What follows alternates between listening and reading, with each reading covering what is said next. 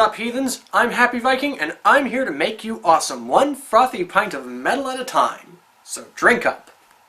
Heavy metal is like a really hardcore Baskin-Robbins. 30 delicious flavors, all guaranteed to satisfy. You've got your vanilla vanquishers, your chocolate champions, your strawberry strongmen. You've got everything your taste buds could possibly desire. Or hear buds, I guess. I don't know. But anyway, because I'm a very narrow-minded glutton, I haven't been sampling as wide an array of metal as I should have. I've mostly just stuck to power metal and folk metal with occasional sojourns into harder stuff. But since it's Halloween, I feel I positively need to do something a little more morose than I'm used to. So no power metal majesty, no folk metal fiddling. This time, we're plunging into the dungeons, the kick-ass catacombs of creepy, crawly metal. We're listening to Funeral Doom. Funeral Doom metal is as grim, gloomy, and spooky as the name implies. It's a slow, deliberate descent into the darkness of the soul, and the bleak, desolate soundscapes it creates will haunt you long after they leave you. And it's my job to make it funny for 10 minutes. Yeah, see why I stick to folk metal? In a sense, Funeral Doom is my Achilles heel. My show basically revolves around me getting fired up and cracking jokes, so my biggest challenge will be doing something slow, serious, and atmospheric. It doesn't quite work to my strengths. It's like trying to crochet with boxing gloves. But regardless, I shall do my best. And now, to kick things off and get the energy just right, I'm going to start playing a song right now.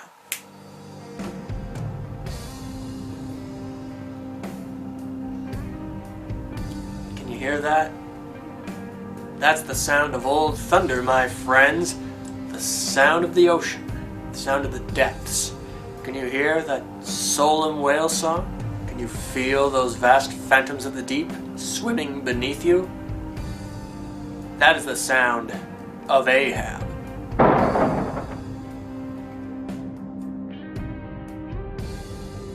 Ahab is a German band that formed in 2004, and they were the first funeral doom metal band I ever listened to, and they were pretty darn amazing. With lonely chords, the crashing rumble of drums, and all the brutality of the storming Pacific, they will intrigue you, entrap you, and entrance you. It's not like my usual metal fare that rips your pants off, fucks you, and then leaves.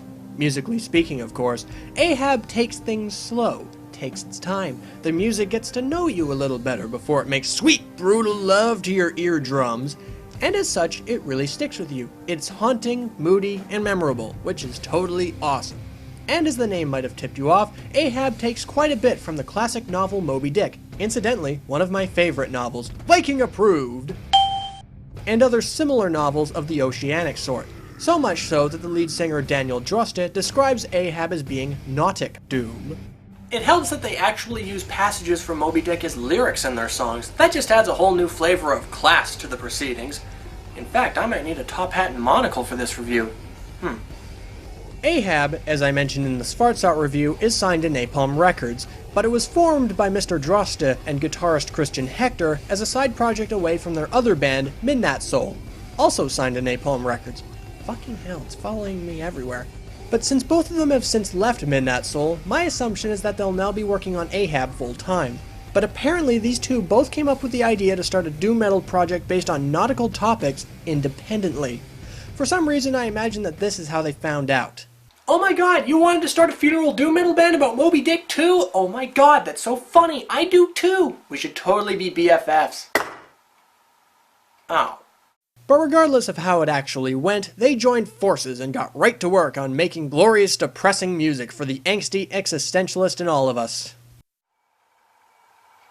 Sorry about that, guys. I don't know what happened. I'm gonna go tinker with the fuse box real quick, see if I can get the lights back on. Can't go reviewing in the dark, after all.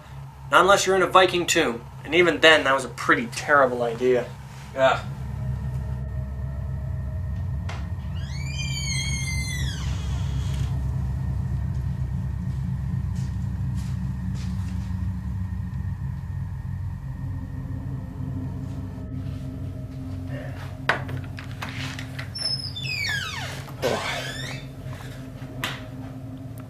Okay. Where's that damn fuse box? Oh, what the fuck?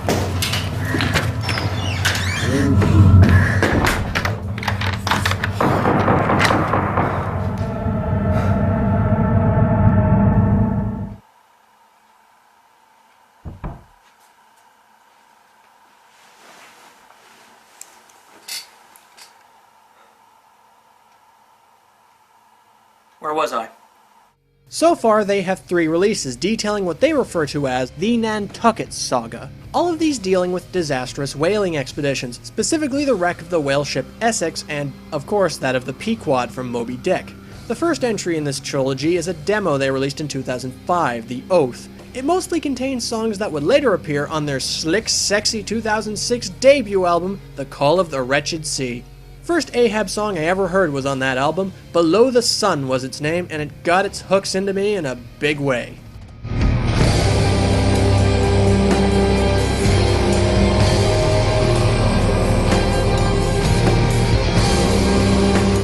As a power metal junkie with a hard-on for ham and overacting, I found myself oddly compelled with this unfamiliar dirge. Maybe it was the atmosphere, maybe it was the Moby Dick themes, maybe it's because my emotions are ridiculously easy to manipulate. But either way, I liked it. And the rest of the album too, for that matter. It's all grim, desolate, and ominous, suitably badass music for badass novels. Then they released a more different album in 2009, the conclusion to the Nantucket trilogy, The Divinity of Oceans. Comparatively, this album is more intricate and less ambient than its predecessors, and it goes less for a feeling of fear and emptiness and more towards straight-up sorrow and regret. You know, for the sort of people who have discerning tastes regarding their depressing music.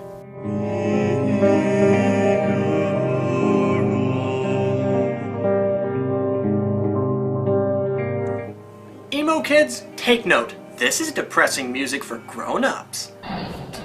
What the fuck was that?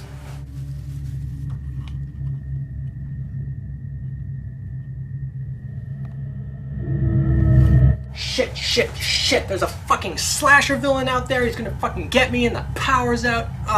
If only there wasn't a convenient plot reason why I couldn't call the police. Wait, why can't I call the police? I have a fucking cell phone! Of course, 'cause it's dead. Fucking plot device.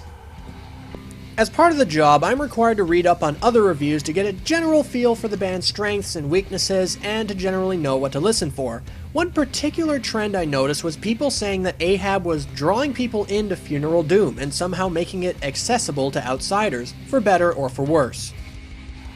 And by worse, I mean that people are being haters, because there are some people that think that Ahab is overrated and that they're softer than other funeral doom metal bands. Now, after I got into Ahab, I started listening to other similar acts like Skepticism and Thergothan. Is Ahab overrated? I don't think so. Is Ahab a little softer? Yes, it is. But then again, this is doom metal we're talking about. Saying Ahab is softer than Skepticism is like saying gold is softer than Damask steel. Who cares? It's still heavy as shit. Just because it has a little more melody to it doesn't mean that a horde of squealing believers is going to invade your precious concerts. It's pretty pointless to mock a band for being a bit soft when their genre is funeral fucking doom. If it causes emptiness and despair, it's done its job.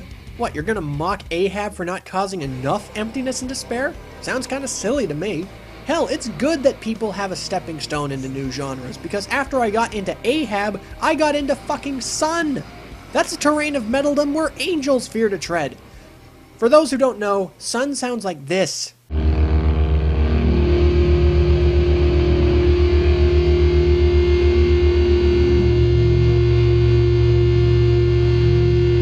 This goes on for 9 minutes.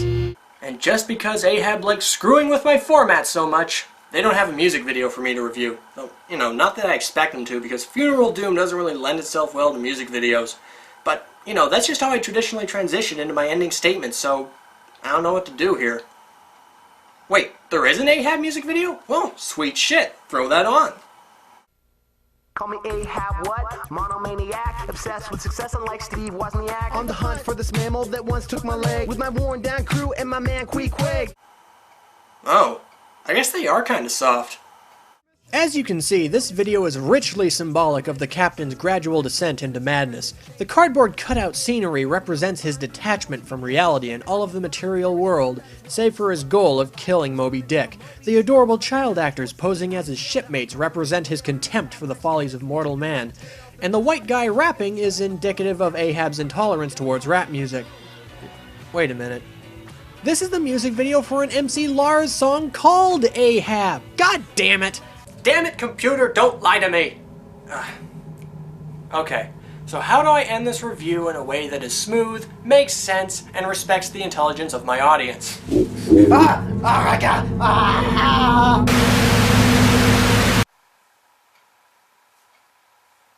Okay, I don't know what the hell just happened, but seems everything turned out pretty okay. To wrap up, Ahab is pretty badass. It may not be the absolute heaviest of the heavy or even the best of the best, but it's still pretty darn awesome. It's dark, it's beautiful, it's sublime, and it's the kind of music that perfectly accompanies a lonesome mood. And it's so much better than the so-called depressing music you usually hear on the radio.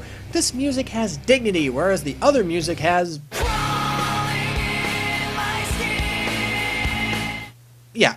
But really, Ahab is an experience, and everyone should listen to them at least once. Especially those of you who have never listened to Funeral Doom before. You might just like them. You don't know. I didn't know. Ahab is a gateway drug, like marijuana. Coroner's note, do not get baked and listen to Funeral Doom. Bad shit will ensue without fail. Just ask anyone who has done so at a Sun concert.